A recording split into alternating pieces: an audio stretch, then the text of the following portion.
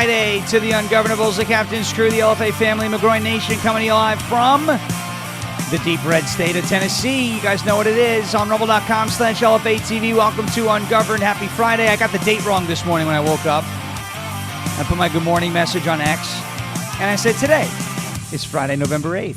And people were like, but it's not the 8th, it's the 7th. I know. Oops. Got the date wrong. It's all right. But it is the 7th of November, which doesn't really have any significance, right? It's the 7th day of my birthday month. Happy birthday to me. Yeah. Even though it's not a birthday yet. Birthday. Happy birth month? Birthday. Birth month. Happy birthday. Happy birth month. No, doesn't work that way. We're not rewriting the song. But it is going to be an interesting day. So John Brennan, that's the bad Brennan. John Brennan is there's a potential for an indictment soon for former CIA Director John Brennan. So we will talk a little bit about that. The discussion about the filibuster yesterday. The discussion about the filibuster was intense. And I'm going to be honest, I was pretty dug in for a while of, on the position of do not nuke the filibuster. Don't do it. It's got downstream effects that we're not going to want to experience. But I kept seeing this get brought up. And some people were a little nasty about it. Like, don't you understand? I was like, no, I understand. I told you I'm torn, meaning like I can be sold. This whole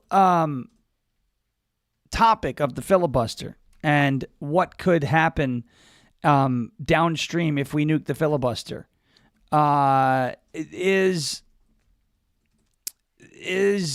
one of those situations where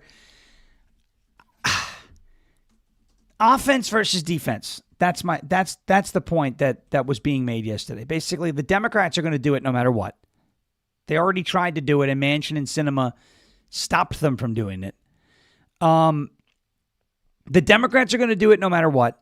So we might as well do it first and at least take the first shot. And I look at that and I say, we might as well not let them do it on their terms. We might as well do it on our terms. And I say, man, do I want to wade into those waters? But I think we're like, no matter whether or not we want to wade into those waters or not, we're there. Like, we're in that swimming pool. That's it.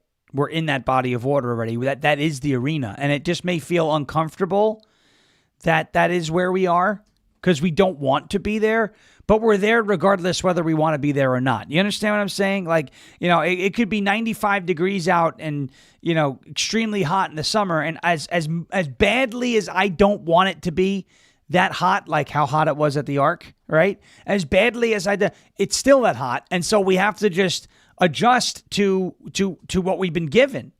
I'm not committed one way or the other on, should we nuke the filibuster? Should we not nuke the filibuster? When it comes to cases of instant gratification, like let's do this now so we get what we want in the short term without thinking about necessarily what's going to happen in the long term. I tend to say maybe not the right move because generally instant gratification is not the way. In this case, I am more than open to hearing the argument, and I'm leaning closer in the direction of just get rid of it. Just get rid of the filibuster.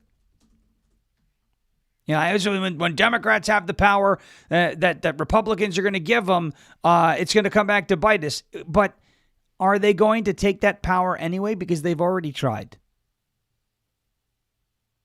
What if Republicans nuke the filibuster and pass voter ID and pass paper ballots, which again, you talk about the enforcement and the constitutionality of these things. Okay. You pass a healthcare plan that could maybe fix what's going on with Obamacare. You pass more legislation that wouldn't be able to get passed with 60 votes because the Democrats are just going to obstruct and not do anything. What if you achieve policy wins that way that start delivering results for the American people? They said, well, the Democrats may, I said, well, what if the Democrats are just going to undo those? What if they're super popular policies that are really helping, right? And they may undo them anyway, but at that point, it's going to hurt. So if Republicans truly believe in their ideas, if Republicans truly believe that their platform can make America great again and can help the everyday American, then perhaps, and I'm saying this is the argument, then perhaps it is time to take a big swing for the fences, nuke the filibuster, pass those things, ram them through. It sounds bad. It sounds like everything that we're against. It sounds like, the media is going to go, look at Republicans are forcing their agenda on the American people instead of working together. Working together. You guys have held the government hostage for 30-something days, right? 36, 37 days. So, who's working together here? Who wants to actually work together here? I kind of look at it and say, okay, so you could either do nothing. So here's the two options. And I think this is when we do calls today, I want to hear both sides of this argument because I think this is a fascinating discussion. First of all, and I think it's worth pointing out. The filibuster is a tradition in the Senate that's been in place since the early 1800s. It's a tradition. It's a rule in the Senate. It is not something that can be found in the Constitution. The filibuster nor the 60-vote threshold cannot be found in the Constitution. So that's a common misconception. It's like you're trying to change it. No, nobody's trying to change the Constitution. It's a rule in the Senate. There is no 60-vote threshold in the Constitution. There's no mention of the filibuster in the Constitution. Second, since the 1970s, they have done this silent filibuster thing, which is garbage. Total garbage. Total garbage. The 60-vote threshold, the invocation of cloture, right? When you invoke cloture, you end debate. There's no debate to end right now. Nobody's debating anything. Nobody is up in the floor of the Senate in front debating the merits of the legislation, the pros, the cons, why it should be voted in favor of, why it should be voted against. Nobody's debating anything. The filibuster was supposed to be a long speech, right? So somebody could be extremely opposed to a piece of legislation, right? Let's say there's 59 votes and one guy says, I'm going to filibuster this. He's going to likely stand in front of the room with a phone book, and you could say whatever you want, and you read the names of the businesses. ABC Electric, 123-456-7890. ABCD Electric, 123-456-7891. ABCDE Electric. And you could just go through. That's what you can do. They don't even do that anymore. They basically say the threat of the filibuster is the same thing as the filibuster. That's stupid. Okay? If you're going to filibuster, then actually commit and do it. So, all right, you don't want to get rid of the filibuster? Fine. How about we enforce the filibuster? How about we actually make the Democrats, this is the reason why we haven't been able to pass a continuing resolution. How come the Democrats aren't actually out there in the floor of the Senate filibustering? It's just the threat of the filibuster now, right? Well, you don't have 60 votes, so there's a filibuster. No, that's a totally, the 60-vote threshold and the actual filibuster, the act of filibustering, are two different things. But in the 70s, they did this whole, we don't have to actually filibuster. We can just, it's called the silent filibuster. And if you don't have 50, you don't have 60 votes, it's the same thing. No, it's not. Because the filibuster was a war of attrition. Are you going to get up and speak and debate and continue on for 38 days straight? Really? There's 47 senators? 47 Democrat senators? They're going to do that? I don't think so. So we're at a crossroads now. And I don't ever like being the party that does something that my opposition can then weaponize against me. I don't like doing that. But in this case, you are literally saddled with two choices. You can either do nothing. You can do nothing. You can keep the filibuster in place, in which you know nothing is being passed. Nothing is being passed at all because of the 60 vote threshold. You say, you don't know that. Yeah, you do know that. They can't even fund the government. You do know that. The filibuster exists. The filibuster exists to encourage both parties or multiple parties to form a coalition and pass legislation together. Unfortunately, that's next to impossible in this political climate. So there's two options here. There's either keep the filibuster in place and both parties will eventually learn to work with each other again, not likely. Or you end the filibuster and you let the party that's serious about governing right now, which is the Republican Party, you let them pass legislation and actually govern. Is it an ideal situation to be in? No, it's not an ideal situation to be in at all. But you have two choices. You can do nothing, which guarantees that nothing happens, or you can do something and see what happens. And the old cliche, right? Something is better than nothing. So I'm open to it. I don't love it. I feel dirty, but I'm open to it. I used to not be open to it. I'm open to it because honestly, there's no other choice. There's no other way around it. You find me the 7 Democrats that are going to pass voter ID. You find me the 7 Democrats that are going to pass the SAVE Act, requiring proof of citizenship when you register to vote. They're not there. These are common sense pieces of legislation that will help the American people, that will secure our elections. You look at healthcare, there's not going to be 7 Democrats that sign on to a new healthcare plan, something addressing the failures of Obamacare that doesn't look like single payer, right? You pay the government in taxes and the government provides you what you believe to be healthcare. We're already doing that. It's failing. That's what this shutdown is over.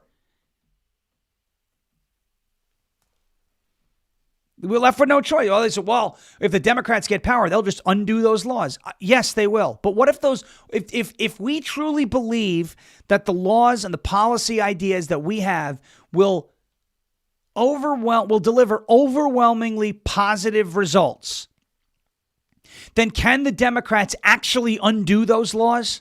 I mean, yeah, they can. Will they? Maybe in some cases, but if they do, and these are laws that are overwhelmingly positive, delivering overwhelmingly positive results to the American people, they're basically lighting their political careers on fire at that point. And at that point, I think it will matter. It's different when you campaign on socialism. You campaign. Then you run into the filibuster and there's no socialism, right? Or when you campaign on populism, MAGA, capitalism, patriotism, liberty, the whole MAGA agenda, and then you can't deliver it because of the filibuster. But just think for a second, if Donald Trump and this administration took this shot and was able to pass their vision and codify what Donald Trump ran on, pass their vision, and it worked like we believe it would work. Our hypothesis is we want to do this for the country because we believe it'll help the country. Let's say it overwhelmingly helps the country. Democrats take power in 6 years, right? Power changes hands, whatever. It's like a pendulum. And they start undoing these Trump-era policies that were extremely popular. That's it for them. Because now they're not just saying they want to do things. Now they're actually doing it despite the fact that it was proven that it worked. That's the way you move that party back towards the center. That's the way you move the Democrat Party back towards the center. Unfortunately, you're going to have to impose your will on these people.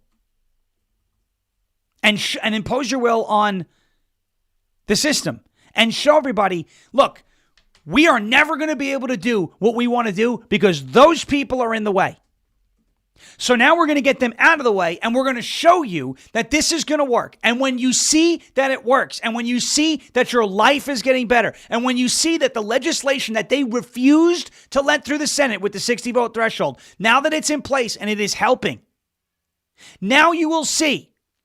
This is what we were trying to explain. We would have done it sooner, but we had this damn 60 vote threshold in our way. And we had Democrats that didn't want to play ball. They didn't want this to happen for you. They didn't want us to be right. Because when we're right, it makes us more popular. When we're right, it makes people more attracted to the Republican Party. Think about this. That's the only way. Now you're going to have a segment of Democrats who are going to say, oh, I don't want to undo those popular policies. My constituents like it. Even though they hate Trump, it helps them. That's the way you're going to move them back to the center. So I'm open. I'm not sold on it either way, but I'm telling you what, there are more compelling arguments being made right now for ending the filibuster. And in my opinion right now, I am hearing more pros than I am cons when it comes to nuking the filibuster. I know the Democrats, when they get power again, will use this to their advantage. I know it. That's why we probably should consider using it to our advantage first. Because they're either going to do it on our terms or theirs. I'd rather them do it on our terms. All right. That's what I want our calls to be about today. If you have opinions on the filibuster. Because I have, for a long time, said, don't get rid of it. It's a necessary check and balance. But I don't know if it's a check and balance anymore. Right now, it looks like it's an immovable object. It's no longer an obstacle. It's an immovable object. What's that? Matt Brown sent you a text of the original meaning of the filibuster? Yeah, it means long speech. Okay. I think. Let me see. Yeah. The verb was used to describe tactics intended to sabotage U.S. congressional proceedings. Filibuster. Late 18th century. From French word flibuster. First applied to pirates who pillaged the Spanish colonies in the West Indies. In the mid-19... I had a feeling it sounded like a pirate term. Filibuster. Ahoy! Filibuster. Hoist the filibuster! In the mid-19th century via Spanish, filibustero. The term denoted American adventurers who incited revolution in several Latin American states. Whence filibuster, since two of the noun, the verb was used to describe tactics intended to sabotage U.S. congressional proceedings. Saboteur. It's time to take the sabotage, maybe. Time to take the sabotage out of the Senate. And it's not in the Constitution, which to me makes a huge difference. It's not in the Constitution. That's very important. All right. Quick break. We're going to get to a word from our friends over at OFP Farms. It's OFPFarms.com, OFPFarms.com, OFPFarms.com. OFP Farms, Oscar, Foxtrot, Papa Farm. By the way, I put a poll, someone on X, Danny on X, said, put a poll up. I put a poll up yesterday on X. Should we get rid of the filibuster? State your case in the comments. And a lot of people participated in that poll. And here are the results. 22 hours ago, look at this. Should the filibuster rule / 60 vote threshold in the Senate be removed, requiring only a simple majority to pass any and all legislation and resolutions going forward? Vote and state your case in the comments. 10,000 votes. This is one of the most voted on polls I've ever posted on X, actually. 85% says yes, 15% says no. Now, X is not real life. The internet's not real life. But look at that. 85%. It's pretty crazy. OFPfarms.com, ladies and gentlemen. OFPfarms.com. Let's take a look. Explore. The wonderful, look at this, folks. By the way, the revolution soap, that keeps happening. I keep hitting the microphone. I have to learn not to do that. This new setup. This is the revolution soap. It smells like the filibuster after it's been nuked. Am I turning into an end the filibuster person? I might be. Explore the wonderful quality of Faith Farm and Freedom products with a special limited time 15% discount on your entire purchase. Take a peek at the lineup from OFP Farms, America's go-to soap company, famous for natural ingredients, the skin-loving perks of tallow and goat milk, and a big heart for farm-to-family skincare. Now, whether you're looking for gentle skincare or thoughtful gifts, these products bring together expert care and good values to make your daily routine better. Do not miss this chance to enjoy premium products that support your health and ethical choices for the entire family at OFP Farms. It's OFP Farms, Oscar Foxtrot, Papa Farms, OFPFarms.com. Use the promo code Sean, Sierra Hotel Alpha Whiskey November. for 15% off. By the way, Christmas gift sets are on the way. December 10th. Just over a month away at OFPfarms.com. You could join the herd, join the family at OFPfarms.com. Oscar Foxtrot, PapaFarms.com. Connie from Santa Cruz, 20 hours ago, just purchased some goat kisses. My favorite product. You see that right there? OFPfarms.com, OFPfarms.com, Oscar Foxtrot, PapaFarms.com. Promo code Sierra Hotel Alpha Whiskey November. Now, I heard a counter argument from somebody about the filibuster that I'm going to get to in a second as to why it shouldn't be nuked, okay? As to why it shouldn't happen, because it may have a negative impact on the economy and confidence. And I'll explain that in just a second. SLNT.com/Sean, SLNT.com/Sean. Silent. We love it. Silence, right? We have silent.com/SHAWN for 15% off at checkout. Let's face it, your phone is a tracking device. Between government agencies, big tech, corporate data brokers, even cyber criminals, they're all fighting for a piece of your digital footprint, and they don't ask. They just go on and take it. They take it. That's why Silent exists. Silent makes Faraday gear that blocks all wireless signals, including cellular, Wi-Fi, Bluetooth, GPS, RFID, and near-field communications. No signal means no tracking, no remote access, no breadcrumbs. It is the same technology trusted by special operations teams worldwide, used to block signals, avoid surveillance, and secure communications wherever the mission leads. And right now, it is available to you. It's available to you to protect your family, to protect your freedom, and secure your digital footprint. Just drop your phone in a silent Faraday sleeve, and it is off the grid, completely silent, invisible to the outside world. From their backpacks to their sleeves to their crossbodies, Silent's patented technology gives you control of your privacy. Visit SLNT.com/SHAWN, Sierra Hotel Alpha Whiskey November, to save 15% and get free shipping on qualifying orders. That is silent.com/Sean, SHAWN. Protect your rights, secure your data, and stay one step ahead. Silent.com, SLNT.com, silent.com. Silence the chaos and go silent today. All right. Now, one more little piece of information about the filibuster. I saw somebody bring up a good point on the filibuster.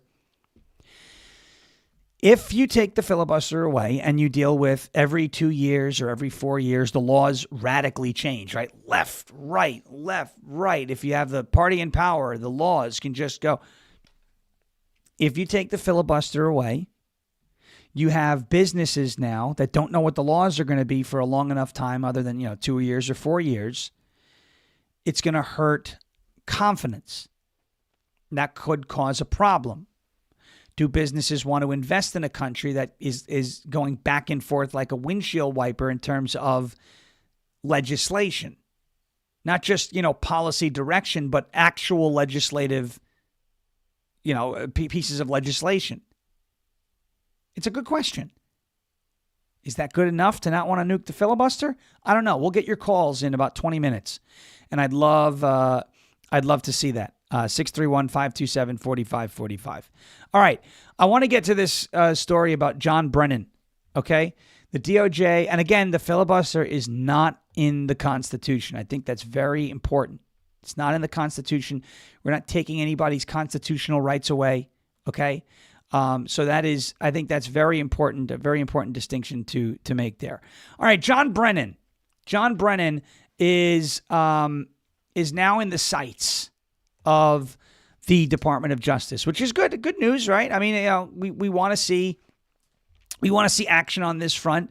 The Department of Justice, this is over on Red State. Next shoe drops. DOJ officially sets its sights on former CIA Director John Brennan after the indictment of James Comey for making false statements and obstruction. The Obama-era CIA Director is next in line, according to a new report. U.S. attorneys in the Southern District of Florida. All right. See, now we're talking. Southern District of Florida are preparing grand jury subpoenas related to the case, and Brennan's indictment seems likely to follow. Sign me up and indict that communist. Justice Department officials in Miami and Washington, D.C. are actively preparing to issue several grand jury subpoenas relating to an investigation into former CIA Director John Brennan, Fox News learned. U.S. Attorney for the Southern District of Florida, Jason Redding Quinones, is supervising the probe. Red State writers spent years chronicling Brennan's malfeasance as part of the Barack Obama administration. He was the point man for formulating the Russia collusion narrative within the intel community.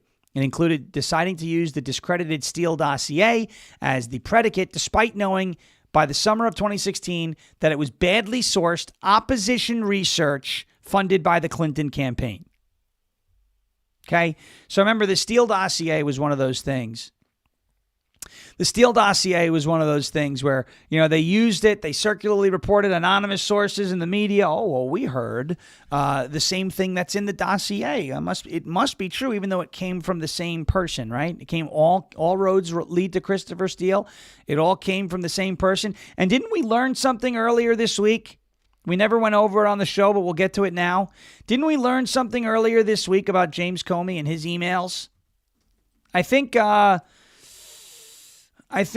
we learned something earlier this week about James Comey, and he had some pretty interesting emails about Hillary Clinton, and I got to see if I could find it. I have it in here somewhere, but there it is. Here we go. This is from Red State as well. Damning emails appear to show James Comey okayed leaks and expected to work for President Hillary Clinton. So there were some emails here that were leaked. The DOJ argued that emails proved that Comey knew about the leaking, authorized it, and testified otherwise. Remember, he's being prosecuted for lying to Congress. This comes from this article here on Red State.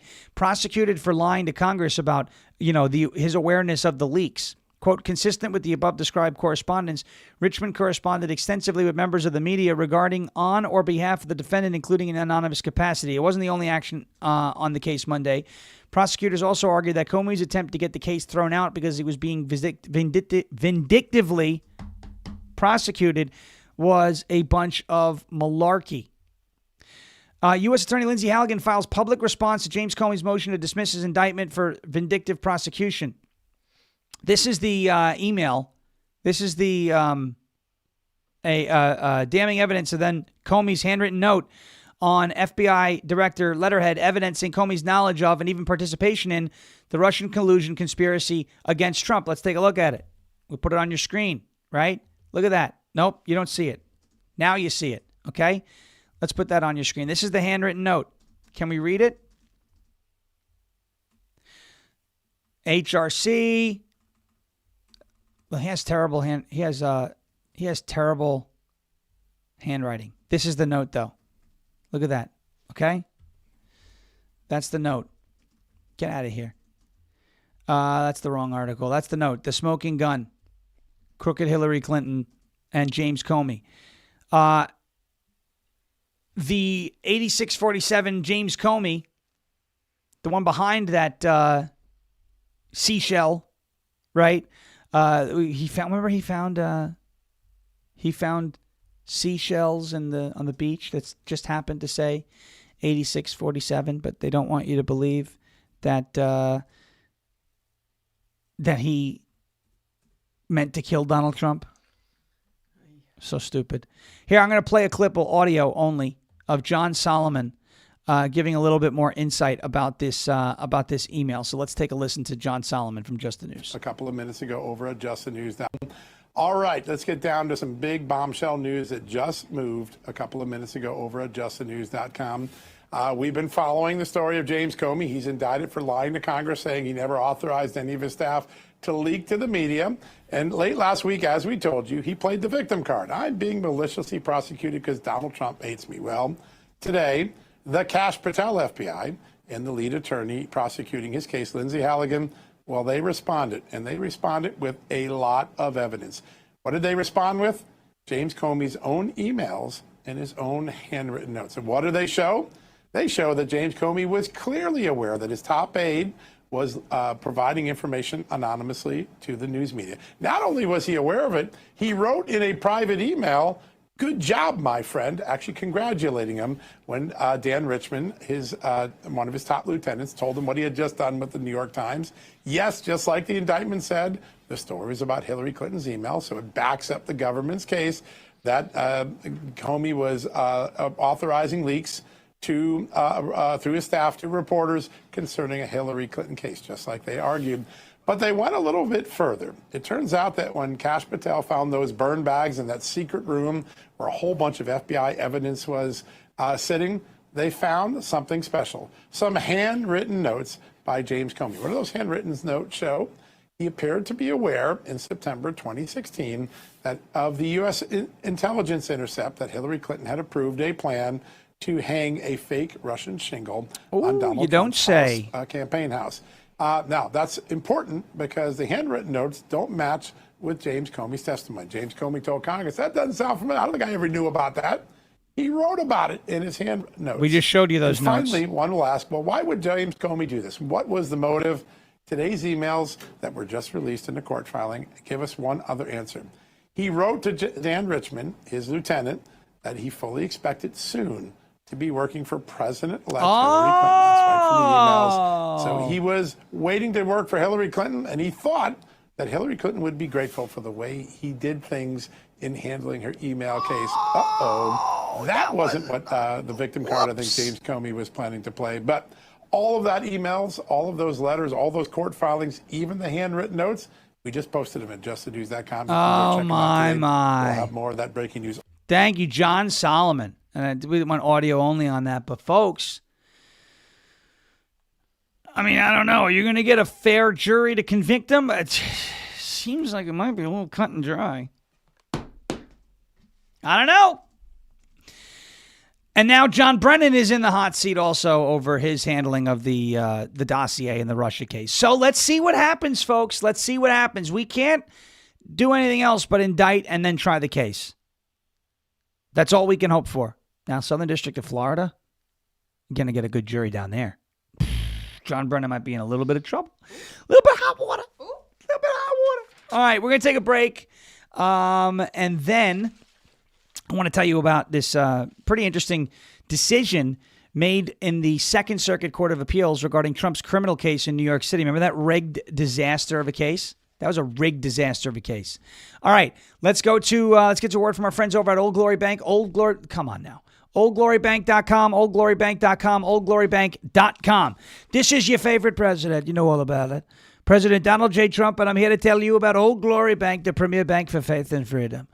You've heard me talk about how the big crooked banks debanked me and our beautiful first lady following the rigged election in 2020. Thankfully, there's a bank that loves me as much as I love me, which is a lot. Think about it. It's a lot. They're called Old Glory Bank. They don't debank Americans who love their country and honor the Constitution. That is right. That is right. You've heard me talk about Old Glory Bank before. Old Glory Bank is America's best online bank that serves customers and small businesses in all 50 states.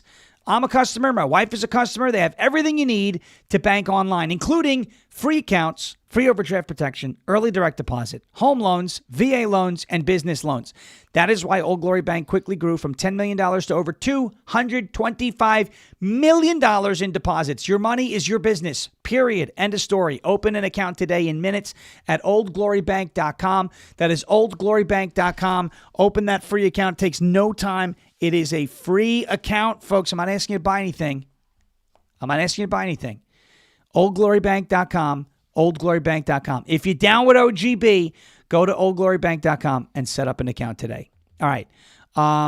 A quick word from our friends over at goldencrestmetals.com/LFA, and then we'll jump into this ruling from the Second Circuit Court of Appeals, which may have a very interesting impact on the New York City criminal case, the bogus convictions. We'll get to that. A word from Ron Johnson, Senator Ron Johnson, on the filibuster as well. And then your calls. I would love to hear you chiming in on how you feel about the filibuster. But first, goldencrestmetals.com/LFA. Hey everybody, Jeremy Harrell here. Look, I want to talk to you a little bit about gold and silver. When I was a kid, I always wondered what Fort Knox must look like. And when I was a kid, I always envisioned that when you would walk into Fort Knox, you would see just gold everywhere, literally raining gold, kind of like what you see behind me right now. Unfortunately, as a grown-up, I don't have that kind of imagination anymore, and I don't even have that much trust that Fort Knox has the 5,000 tons of gold that we're supposed to have there. Meaning that decades ago, we went off the gold standard in this country, which took the value of our dollar down to just mere pennies. And since our federal government doesn't want to go back to a gold standard currency, then it's time to us to take matters into our own hands. Have you ever thought about buying gold and silver? Have you ever thought about taking portions of your IRA or your 401k or your nest egg or your savings and putting it into gold and silver, either all or a portion of it? Have you ever wanted to purchase silver like this in bullion or premium? I know I do. And I know I wanted to take matters back into my own hands, which is why I have worked with Golden Crest Metals to do that. GoldenCrestMetals.com/LFA is going to be your go-to, absolutely transparent and trusted partner. Now, you can go to that website or you can call 888-308-4202. And what the good thing about this is they're going to guide you. They're going to talk to you. They're going to guide you. They're going to give you all the answers to your questions. And there's going to be no hidden fees. It's completely transparent. No hidden fees, no pressure, no surprise markups whatsoever. Clients get to see everything before they purchase. They've even agreed to lower the minimum investment to the LFA audience in order to make sure that everybody has access to this. Free IRA storage, free insured shipping, and a full range of precious metals from gold, silver, palladium, and platinum. And if it's easier for you to just maybe click a QR code, well, guess what? We've got that available for you too. Right here, ladies and gentlemen. Click this QR code on your screen and it'll take you right there. GoldenCrestMetals.com/LFA. Again, GoldenCrestMetals.com/LFA, or call 888-308-4202 today to reach these guys. They're going to be a great partner for you, just as they have been for me, and we absolutely recommend here at LFA TV, GoldenCrestMetals.com/LFA. GoldenCrestMetals.com/LFA. We love GoldenCrestMetals.com. Thank you, Jeremy. Thank you, Golden Crest, being a part of the show. Appreciate it. It is time to say goodbye to YouTube and X right now. It is that time. It is that time. YouTube and X are about to get the axe. So if you're watching over on YouTube, goodbye.